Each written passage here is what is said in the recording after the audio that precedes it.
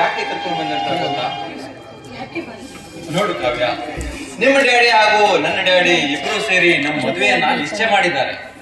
ಆದ್ರೆ ನನಗೆ ಮಾತ್ರ ನಿನ್ನ ಅಭಿಪ್ರಾಯ ಕೇಳುವ ಅವಶ್ಯಕತೆ ಇದೆ. ಅದಕ್ಕಾಗಿ ನಿನ್ನನ್ನ ಇಲ್ಲಿಗೆ ಕರ್ಕೊಂಡು ಬಂದಿದ್ದೇನೆ. ನೀವಾದ್ರೂ ನನ್ನ ಅಭಿಪ್ರಾಯ ಕೇಳಬೇಕು ಅಂತ ಆಸೆ ಪಡಿಸಲ್ಲ. ಇದುವರೆಗೂ ಯಾರು ಕೂಡ ನನ್ನ ಮನಸ್ಸನ್ನ ಅರ್ಥ ಮಾಡ್ಕೊಳ್ಳೇ ಇಲ್ಲ. ನಿನ್ನ ಅಭಿಪ್ರಾಯ ಏನಂತ ಯಾರು ಕೇಳಲೇ ಇಲ್ಲ. ಬಲವಂತವಾಗಿ ಮನಸ್ಸಿಗೆ ಬಂದ ಹಾಗೆ ಎಲ್ಲರೂ ನಡ್ಕೊಳ್ತಾ ಇದ್ದಾರೆ. ಕಾವ್ಯ, ಏನ್ ವಿಚಾರ ಮಾಡ್ತಿದ್ದೀಯ? ಹೇಳು ಕಾವ್ಯ, ಈ ಮದುವೆ ನಿನ್ಗೆ ಅದು ಇದೇ ಪ್ರಶ್ನೆನ ನಾನು ನಿಮ್ಮನ್ನ ಕೇಳಿದ್ರೆ ಏನ್ ಹೇಳ್ತೀನಿ? ಕಾವ್ಯ, ನಿನ್ನಂತ ಸರ್ವಗುಣ ಸಂಪನ್ನೆ ನನ್ನ ಬಾಳ ಸಂಗಾತಿಯಾಗಿ ಬರ್ತಾಳಂದ್ರೆ ಅಂತ ಮದುವೆ ನನ್ಗೆ ಇಷ್ಟ ಆಗದೆ ಇರ್ಲಿಕ್ಕೆ ಸಾಧ್ಯನಾ? ನಿಜವಾಗಿಯೂ ನಾನು ತುಂಬಾ ಅದೃಷ್ಟವಂತ. ಆದ್ರೆ ನಾನು ಮಾತ್ರ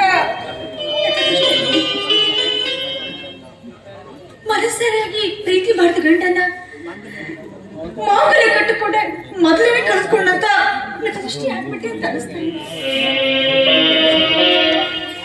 ಆದ್ರೀಗ ಮನಸ್ಸಿಲ್ಲದ ಮದುವೆಗೆ ಅಡಿಯಾಗಿ ನಿಂತ್ಕೊಂಡಿದ್ದೀನಿ, ಅದು ನಿಮ್ ಜೊತೆಗೆ. ಯಾಕೆ ಕಾವ್ಯ, ಯಾಕೆ ಸುಮ್ಮನಾಗ್ಬಿಟ್ಟೆ? ನನ್ನ ಅಭಿಪ್ರಾಯವನ್ನೇನೋ ಕೇಳಿದೆ, ನಿನ್ನ ಅಭಿಪ್ರಾಯ ಹೇಳ್ತಾ ಇಲ್ವಲ್ಲ? ಹಾಗೇನಿಲ್ಲ ಮಮ್ಮಿ, ಯೋಚನೆ ಮಾಡ್ತಾ ಹಾಗೆ ನಿಂತ್ಕೊಂಡಿದ್ದೆ.